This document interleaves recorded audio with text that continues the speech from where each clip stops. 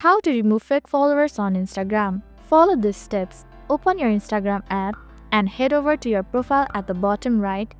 Tap the follower button to see your full list of followers.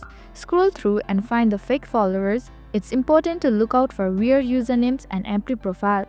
Now here's the key part. Tap on their profile and hit the three dot in the top right corner and select Remove Follower.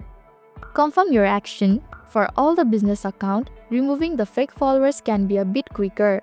Instagram gives you two handy features, restrict and block. If you got fake followers who really bothering you, just tap the block from the three dot menu. However, if you don't want to block, use the restrict option.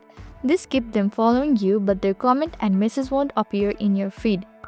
Now here's a pro tip to prevent a fake followers. Set your account to private. Moreover, go back to your profile page and click on the three horizontal lines. Then tap on the account privacy. Your My account is already set to private. However, if you haven't yet, make sure to toggle on the private account. So with this step, you can remove fake followers on Instagram.